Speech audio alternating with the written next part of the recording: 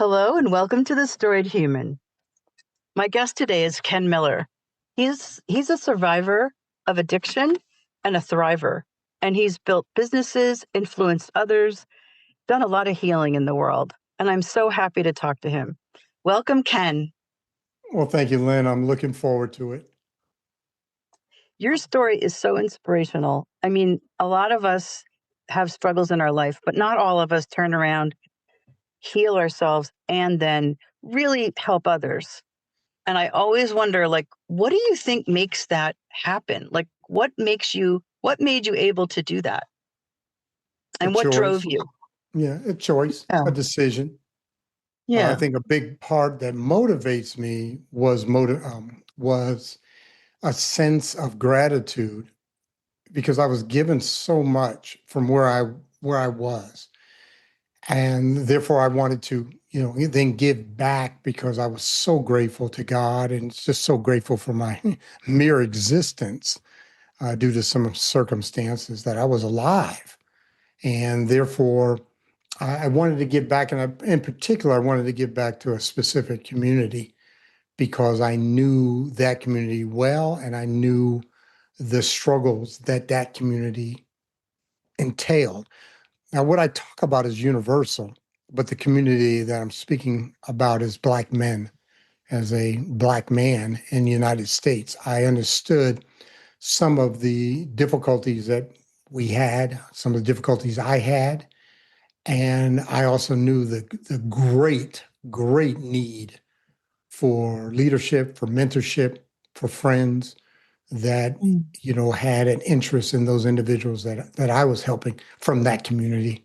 So that answers that. I love that. That sense of purpose and that Mhm. almost debt. You felt a debt to Mhm. God and to for your recovery that you were able to feel that gratitude and then turn it into helping others. I especially like that you help your community because there's just this so many psychological things, not that I totally know, but, Mhm. being a woman, I know a little bit. There just Mhm. seems to be so much psychological stuff that you carry as a person of color in our society, and you think you're doing fine, but you're carrying it. It's almost like a generational thing. Like, it's just so hard to feel okay inside yourself when the whole world growing up especially, right, treats you a certain way or you learn a certain thing about yourself. It's so wonderful that you're setting this example as a leader, that you're showing the way because we need that. We need a way more of that. And like I get back to my same old theme, we need everybody to be the best they can be because I believe deep in my soul that we were sent here, each one of us, with our own gifts, right?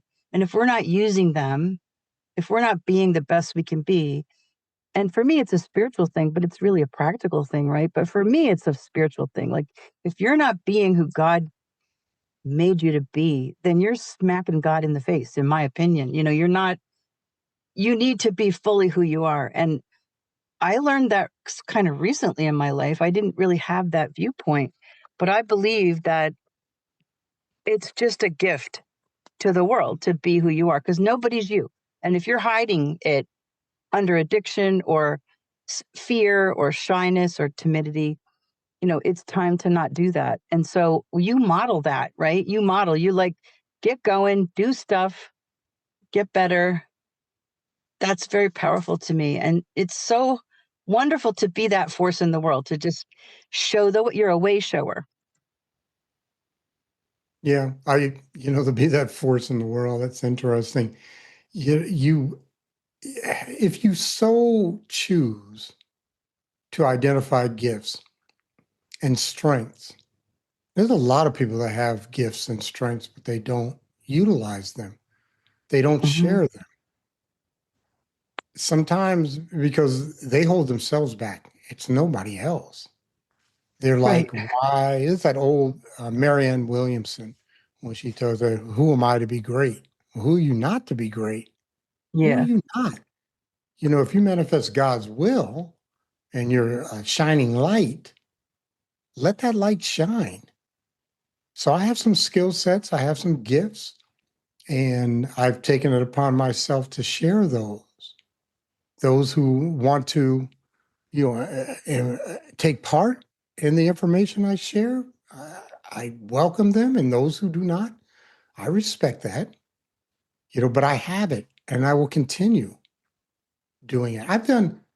I'll do 95 podcasts this year. I'll speak on Oh my 20 gosh. stages Oh this my year. gosh.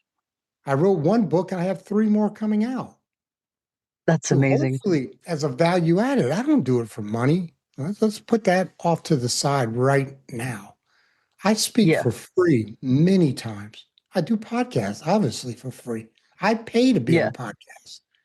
I pay to be on stages Oh my just gosh. so I I can pay to share have a a podcast. message. No, that's So, wonderful. You're driven by yeah, more than money. Yeah. yeah, because I mean, and I hate to even bring it up. That is small. I'm driven by the gift.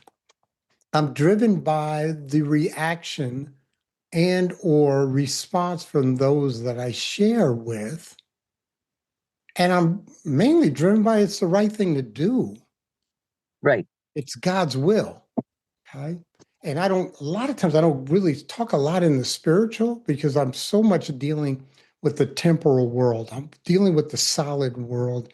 I'm dealing with our actions and what we do. So I mentor men all over the country. I've been mentoring men for 15 years.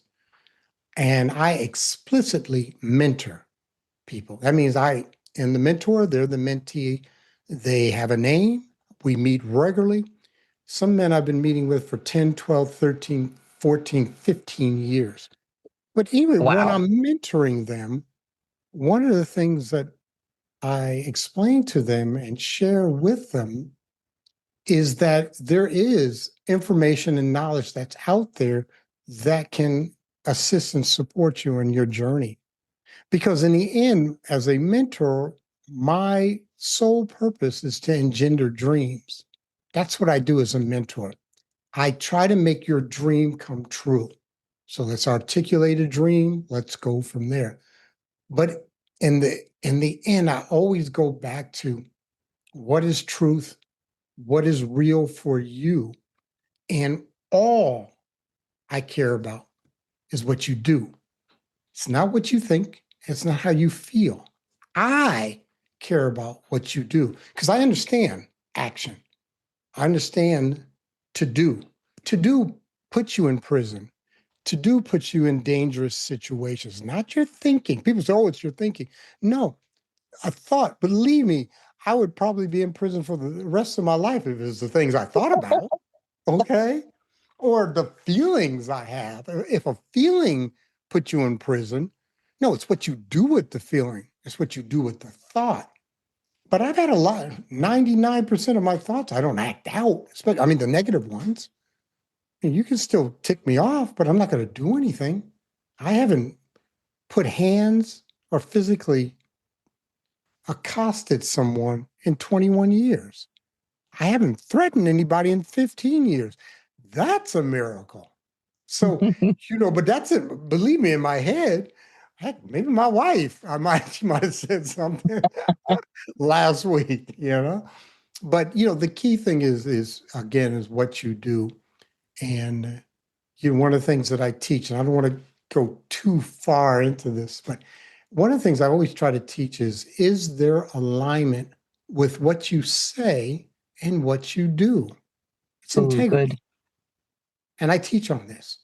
And I'm a That's so good. big believer in there has to be. We have the fancy word is congruence. Is there Yeah. congruence? Is there alignment? Let's use a simpler word. Okay. And when you have that congruence, when you have that integrity, where your words, where your communications are in alignment with what you do, it engenders trust and also allows you to feel a lot better about yourself because you know what you say is going to be word. It's truth. And someone can, go to the bank with that. So, Hmm. I love that. I love all of that. I wondered if you could just tell us a little more about that phrase, you engender dreams, because that is a sure. powerful phrase.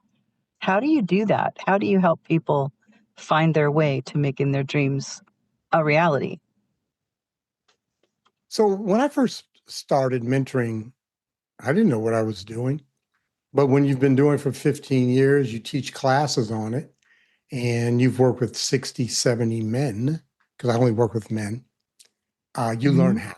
Or at least I have learned how. They always say the best way to learn is to teach. The best way to learn is to teach. So I teach classes on mentoring. I'm writing a book on mentoring. Hopefully it'll come out in December or January, mentoring in communities of color. But anyway, so the first thing I do is someone approaches me, and either they approach me or a family member usually will approach me and say, "Hey, will you mentor me, or will you mentor my cousin, my son, my brother?" Usually a woman, because they know me and they know what I've done working with other Mhm. Black men. And so I used to sit down because I used to always be in person, but now I'm national. Yeah. And remember, also, please understand, mentoring always is free. Always. You never Oh, charge. It, wow. believe me, I give money to my mentees. I support them. I don't give them, I support them and things. I'll talk about that in a second. But anyway, the first meeting, I sit down with them and I say, whether it's online or offline, in person, I say, "Hey, my name is Ken Miller. You've asked to be mentored by me, or someone has put us together. Let me give you a little of my background." And I'm talking 1 or 2 minutes on the background. And I'll say to them, "Do you want to be mentored?" And the reason I do that, number one, is it makes it explicit. Yes. I am the mentor, you are the mentee. Let's not get that confused or twisted. Quote unquote, we're not equals. We're not equals. I have a wealth of information that I'm willing to share with you, and I'll do three things, which I tell them. But I just want to make sure mentor, mentee. If you want to be friends, we can just be friends. But do you want a mentor? And please understand this, I have mentors. Okay. Then there's me. I have 4 generations of Black men mentoring Black men, 4 generations. Okay. That's phenomenal. Yeah. So then comes the pivot question, the pivotal question. And what I say to them, I have one goal with you. I have one responsibility to you. And they're like, "What's that? What's that?" And I said, "That's to engender your dream." Then I say to them, "What is your dream? Take your time." And this is probably the most important thing I say, Lynn. And I didn't do this in the beginning, but I do it now for the last 12 years. I say to them, "I give you permission to dream." And then I shut up. And you're like, why do you tell a grown man? Because he's a grown man. You give him permission to dream because their dream has been taken away from them They many, didn't many times have it. Right. They don't by have the family, permission. peers, Oh, parents, counselors, there's teachers. a lot You of can't do that. pressure. You can't do that. Exactly. You hear I story know. after I've story of been, people being told that. That's so you beautiful. But my first thought was they probably, some of them don't know their dream, right? They haven't had time to even think about that. but I give them time. That's a key. So many people think a conversation is someone says, we ever used to have a thing called extemporaneous speech. You could say a word like tomato, speak on 5 minutes extemporaneously on tomato, go. I That's could. not how communication has to go. Right. I'm a fundraiser. I teach fundraising. That's one of my skill sets. I teach it nationally, internationally. Fundraising. And in Yeah. fundraising, we have a thing called making the ask. We have to ask a major donor to support this vision for this nonprofit. Would you be willing to give $100,000 to expand this wing at the hospital? And then we are taught to shut up and allow people to think. But 99% of conversation is back and forth, back and forth, back and forth. So I shut up and I start eating, or I'm looking at my thing. I said, "I give you permission to dream. Take your time." I've had people take Oh, up I to love 5 to that. 10 minutes. I don't say anything. I'm cool. I've been here, bro. I've done this. I'm comfortable So with it. A lot of you people are make not space. comfortable I with love that. silence. I Yeah. love that. Yeah. So that With but silence. they It's so always true. They have I've to fill it. never had one Yeah. not come back with a dream. And if they didn't, I'd help them come up with a dream. What's your aspiration? What's your mountaintop? Yeah. What have you always wanted to do that will make you feel good as a human, as a capable? What did you want to do when you were 17, when you were 25? But then you had the kids and the marriage and you got the 8 to 5 job, da da da da da. But what's the dream, bro? Yeah. So, and we always come up with it. And then I said, I'm going to do 3 things for you. I'm going to provide information either in writing or podcasts or dialogues. That's number one. Number two, I'm going to introduce you to people because I know a lot of people. I know a lot of people. And number three, I'm going to support you with empathy and emotionally. Okay. I'm going to do those 3 things. And then number four, and I do this often, if you need some support in something, you let me know. You need to go to a conference, I'll pick up the airfare, I'll pick up the hotel. You got to have, but you will have skin in the game.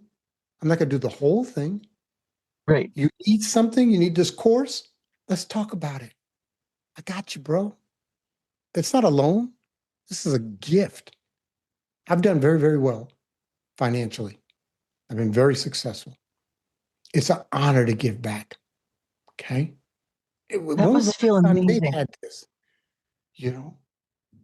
So, and literally, and then what we do is we meet every quarter for 1 hour. At one point, I had 28 men that I worked with. Oh I my had to cut it goodness. back. How did It you was just do too that? much. I know. It was over 4 days. I started 6 o'clock in the morning. 'Cause I have people on the East Coast. I'm on the West Coast. And I would go 8 to 10 hours, 4 days in a row. And I finally had to cut it back. It was too much. It was just too much. Yeah. I had 52 volunteer commitments. I'm on boards, I'm on committees, I'm on, task force, subcommittees.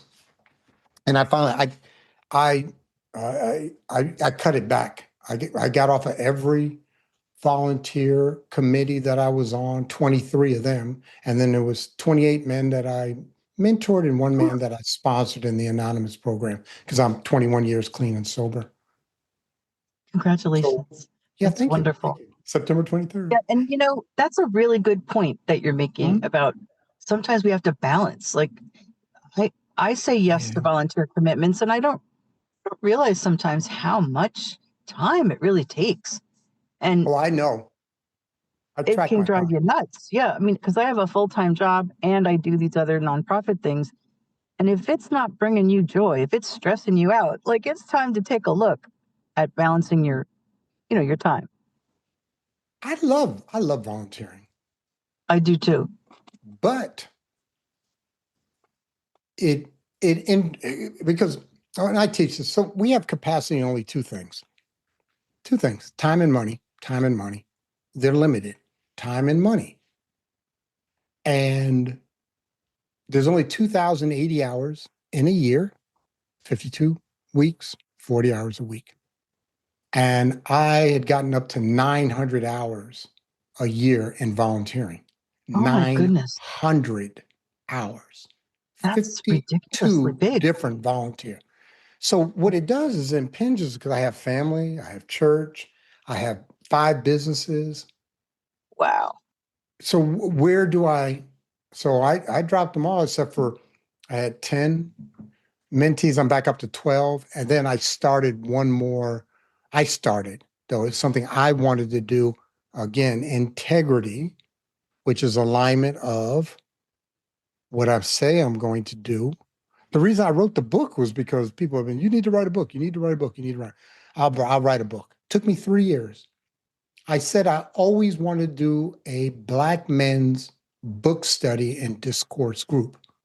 I started in January. We're on our second book, Cry Like a Man. Great book. First book though was my probably my favorite nonfiction book, which is Six Pillars of Self-Esteem by Nathaniel Branden. So it's called The Six Pillars, Black Man's Book Ooh, Study. So ooh. every man that I mentor and anybody, if they got on this call and they heard, you just say, what two books did Ken start you with? 'Cause I start everybody with the same two books. And then Mhm. I'll give them different, depending on where their background, what they may need. But every guy Yeah. starts off with Six Pillars of Self-Esteem by Nathaniel Branden and The Speed of Trust by Stephen Covey. Oh, Because trust is fantastic. so important and self-esteem is so important. And most It is. individuals are lacking in self-esteem and they really don't understand what trust is and how do you engender Yeah. trust. So I always start my guys with those two books. I love that. It's like and then after those two books, you prescribe almost like a doctor. You Mhm. prescribe the books that you feel they need. That is such a great way to get someone on a path because I'm sure it becomes more of a habit for them. Um, so many good things about what you do. Could you remind us of the title of your book that you published? Yeah, it's called Becoming Ken, a Black Man's Journey from the Ivy League to Prison and Back Again. I have a Amazing. unique story. Let me just give you the high level story for the Yeah. listener. Yeah. Yeah. So, my name is Ken Miller. I'm 62 years old. I'm a biracial Black man. I live in Blaine, Washington. In 1962, my mother was a white runaway teenage girl in New York. And my father was a Black pimp and drug dealer. Good I God. am the union of that relationship. I was put up for adoption at birth because in 1962, biracial children were not raised by 17-year-old Irish Catholic white girls in Queens. Okay. That's just the facts. So I did 6 years of foster homes. At age 6, I was adopted. And at that time, I could not read, I could not write, I could not tell time, I could not even tie my shoes at age 6 in first grade. First summer, my mom taught me how to read. I say my mom, my adoptive mother, Irene Miller, taught me how to read. I fell in love with reading and what we would call precocious. By second grade, within 6 months, I was reading at the fifth grade level and I just loved reading. And by the time I was 17, I was a National Merit Scholar. I was accepted to Harvard. I went to Dartmouth College. While at Dartmouth, I was exposed to alcohol because it's fraternity. Why did you drink? Well, that's what you do in college. Mhm. Within a month of my first drink, I am a full Mm. blown alcoholic. And I was also exposed to drugs. I graduate from college, go to my first treatment, 1984, stayed sober for 2 years. I relapsed, and I was to spend the next 20 years homeless on the streets of Seattle, Sacramento, Reno, Jackson, Mississippi. I also am a 3-time convicted felon, spent many years behind bars. Mm. And in 2004, September 22nd, I was arrested for what I hope is the last time. I was told by the judge that the next time I went into his courtroom after with another felony, I was to get the habitual criminal statute, which is 25 to life for my next Oh, $51 I could have stole, and I would have had 25 to life. It'd been like the three strikes in California. I was in oh my Nevada, God. and I did 3 years for sales of a $10 rock of crack cocaine. Best thing Oh, that ever happened to me. I got cleaned up. I went to counseling. I worked on my physical, emotional, intellectual, and spiritual while in prison the third time. I got out with $22 gate money and a box, probably a foot wide. Those are all the possessions I owned in the world. mm, But I had my freedom and I had hope and I had sobriety and I had a God. And within 3 to 4 years, well, Got out in '07. In 10, I started fundraising for a nonprofit soup kitchen, which I was very familiar with. Did very, very well. And 4 years later, I started my first company as an entrepreneur, Denali FSP, which is 11 years later going still. Today, I am a millionaire. I own property here. I have property in South America. I have 5 companies. I write books. I speak from the stage. I have employees. I have, contractors. Um, and I have a wife. I got grandkids. I mean, I have a beautiful, beautiful life. And I tell people, and that reason why I titled it Becoming Ken, that's not what I was called on the streets. That's not what I was called in the penitentiary. I just wanted to be Ken, Ken Miller. And I wasn't, you don't call me, crack addict. Don't call me ex-con. Just call me Ken. That's all who I am. I'm a Yeah. kind and gentle man today. And so I come on podcasts like this to share a story. If you want the book, get it. It's at Amazon. It's on Audible. If you want it, no big Yeah. thing. Yeah. My thing is, I want to share because I want people to hear that you can get well. I was Yes. broken. I was broken. I was broken when my father shot my mom 6 times. That broke Ugh. me. I was broken when a man raped me. I was broken. I was broken when I went to kill 3 different individuals. I was broken when people came to kill me on the streets. Mm. Yeah, I was broken. I had a lot of trauma, but today I'm whole. And not only that, I can talk about it. I was broken when I was a male prostitute. That's what I did. I was a hustler. And I was a male prostitute. And for years, that was my big secret. You could not know that. Today, I speak about it from the stage. Everybody knows who knows me. They know that's what I did. And they still like me. Good. I like me. That's that's so wonderful because Yeah. we always we talk about with a lot of people I talk about how shame, Hmm. if we live in shame, it stops us from having our full life. And isn't What that is wonderful that shame? you broke through that, right? Well, let me ask you, what is shame? I think it's just a big old shadow that you hide under. What's the difference between shame? Because I talk about this all the time, but the difference between shame and guilt.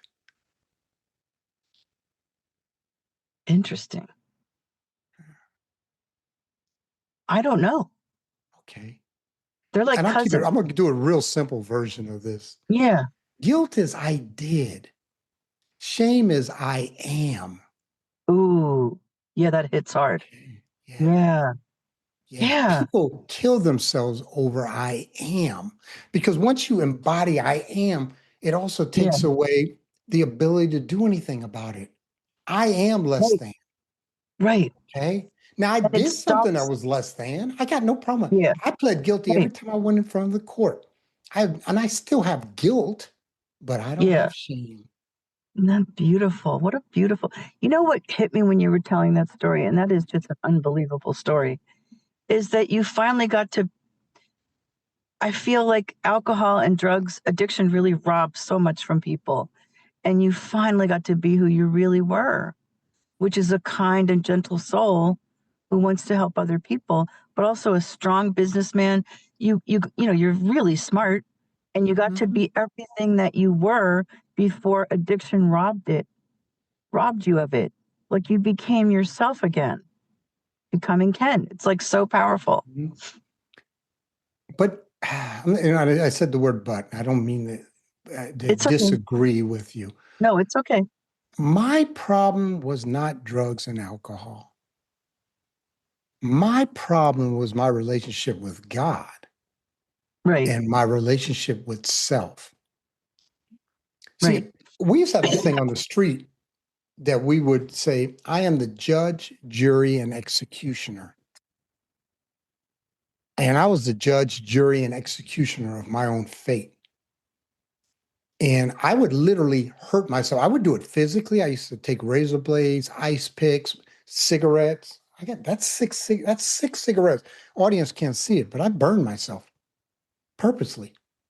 to hurt me because I did not like me and I needed to punish me. Oh, I'm saying this is brokenness. And so the drugs and alcohol, to me, that's what I deserved. I used to wake up, when your overriding sense upon awakening is fear, that's my overriding emotion, was right. fear and probably self-hatred. Mm, And then that fear that somebody's going to find out the secret, because I had secrets on the streets. I didn't want other guys to know about what I was doing because that would lessen. right. I didn't want them to know about it in the penitentiary, that's for sure, Yeah. because that would lessen my stature or how I came across or interacted with people. But the key thing, and I always say this, my key difficulty was my conversations with self talk. Remember, we have three conversations. You have internal, external, and spiritual. And most of them, I didn't have any spiritual conversations. I wouldn't allow that to happen. Yeah. But believe me, I used to talk to myself all the time inside. Sometimes out loud. I'd stand in front of a mirror and talk to myself very, very badly. I used to Mm, tell people I would not give my addiction to my worst enemy. Worst enemy. Okay. But again, that's just a manifestation of that self hatred, that low self right. esteem, I that hear you. shame It, based. And it, so, it's and this is important because mhm, many times people take away the drugs and alcohol and are still messed up right. That's a good because point. they don't deal with that emotional baggage. They don't, and really, and I could be wrong on this, but one of the main things, they don't deal with the secrets. Oh, I I always think say you're it's right. like this. There's a great book called The Memory Chalet by Tony Judd. And I always think of memories as this big house. And you go on the first floor, and that's like your present. And then you go up these stairs to the second floor, and there's a long hallway. And on that door, it says 1985 rape. It says, um, you know, 1993 kidnapping. It says 1986 shooting. Says 1968 adoption. And it's a door. And you don't want to go in that door. You don't want to go in that Mm, room and turn mm, on the lights and look at the set pieces and try to identify what is true in there and take away that power of that room and that secret and what's behind that. And so many times, what you can do, you can do a couple of different things. But one of the things you can do, you can go in there with a professional. That's what the professional is going to do. They're going to open that door and walk in there with you. What do you see? What do you feel? And I'm not a big one on feelings because that's just a feeling is an opinion. It's just an opinion on a right. okay? But I'm not big on it. But what do you see? What really? Take away the emotion because a lot of times the emotion shuts down your ability to think cognitively, Hmm. to look and see the different set pieces. One of the greatest gifts I got in my healing was the ability to put myself into other people's shoes and try to understand where that individual. My dad shot my mom, went to her job, Mm. shot her in the leg, and then stood above her and shot her 5 more times and told her the whole time he was going to come to my job and shoot me. Okay. Oh my God. That was his plan. I'm an only child. And all I would do is when I would bring up that memory, all I had was hatred. Okay. But there was no depth. And then finally, I said, for my healing, I've got to be able to deal with this. And so I went and I talked to my father and I tried to get an understanding of his anger, his alcoholism, his reasoning for his pain. And I believe me, I have a much better understanding. And it was such a relief. I forgave him. I forgive him 30 years ago, 20, 30 years ago. I forgave him. I talked to him before he passed.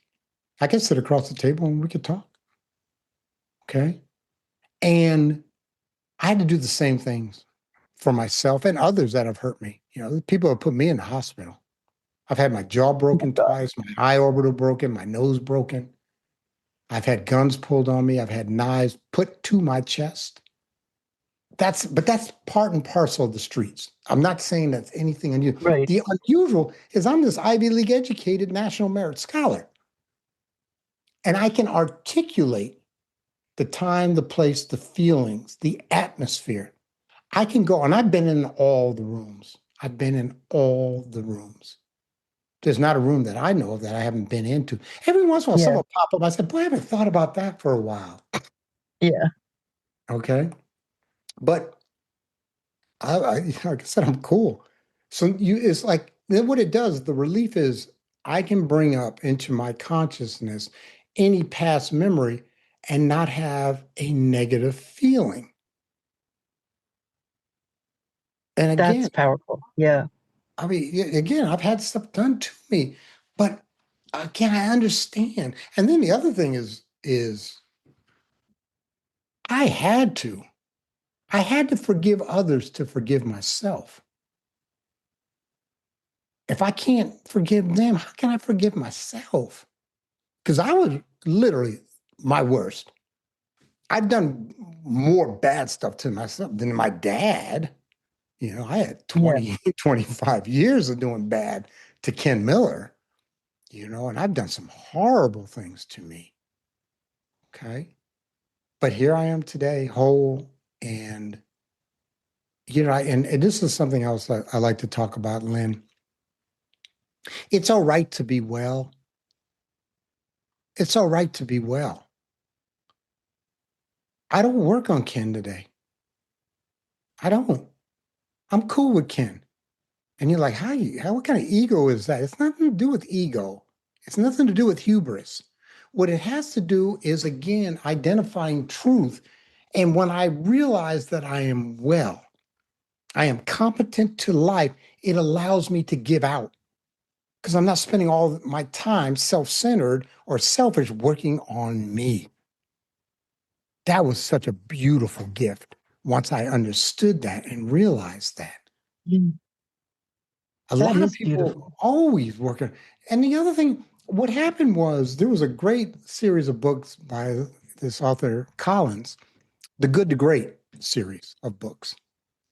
And what he talks about is about being great.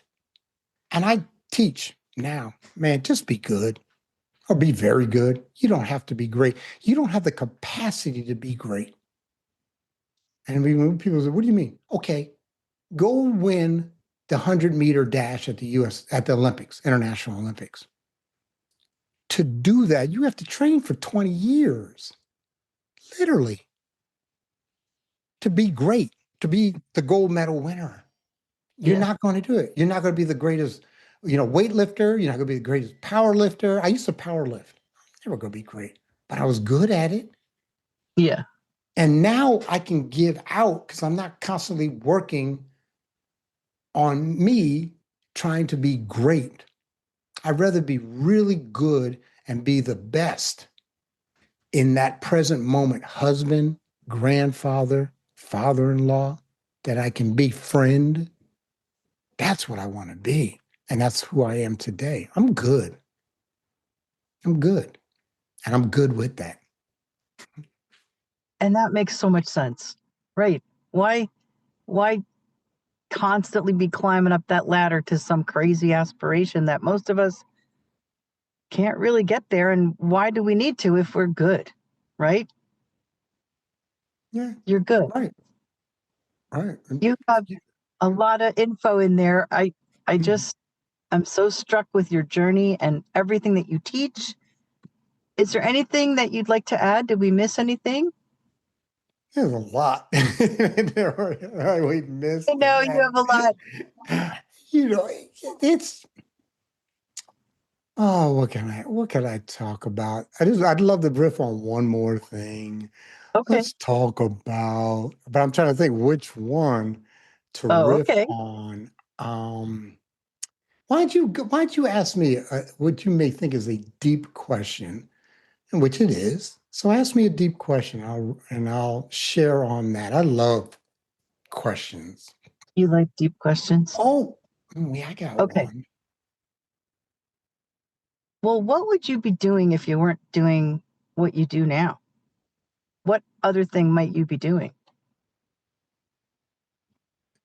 It, pretty much nothing. I would just be doing more of Yeah. what I really want to do. My favorite thing was probably is to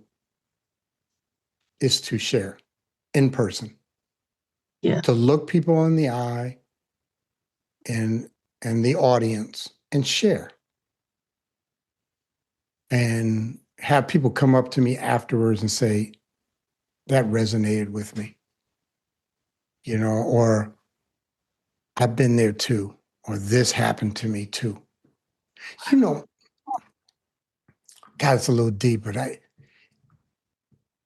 when I talk from the stage and I talk about a sexual assault that happened to me, and I talk about walking away the next morning and feeling dirty and taking a 2-hour shower and still feeling unclean.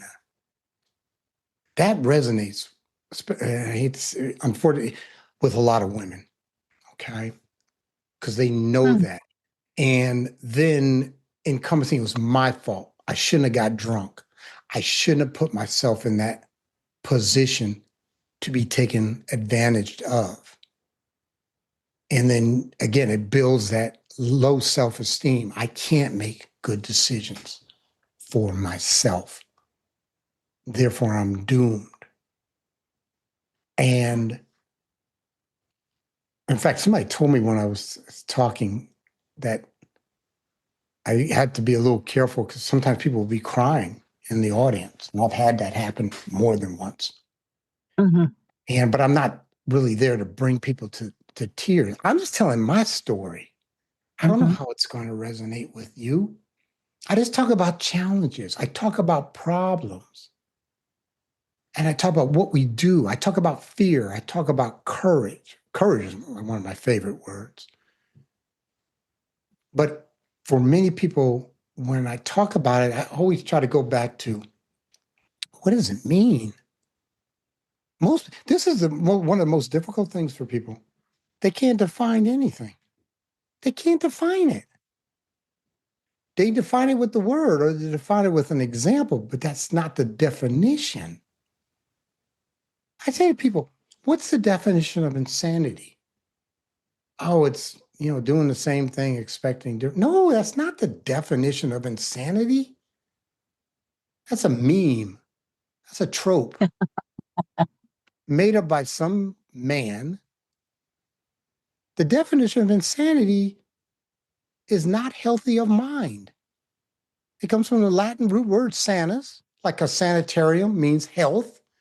In means not, and it means not healthy of mind. It means the inability to perceive truth in reality. If you're psychotic, schizophrenic, neurotic, you're not perceiving truth. And that's what makes you insane. And there's levels of it, and there's more. Probably somebody could get in there and talk about the DSM-4 or whatever. But the key thing is, what is the definition? I talk all the time. What people come to me about are problems. And I'm like, what is a problem? What is a problem? I'd say to him, is 2 plus a 2, let me ask you, Lynn, is 2 plus 2 a problem? No, because there's a solution. No. And I hear what you're saying. You got close. Not bad, Lynn, not bad. 2 plus 2 is a statement. Ah. 2 plus 2 equals is a problem. You got to have the equal sign or more than or whatever. All a problem is, whether it's a math problem, a life problem, a spiritual problem, a people problem, is a set of circumstances that seeks a solution. But you got to have the seek part. 2 plus 2. There used to be a car called the 2+2. It was a coupe back in the 70s. It's a statement. 2+2 is Yeah. a statement. Oh, But good. when I you put love the that. equal, Then now you it becomes, and then what is, now we got to identify what the solutions are.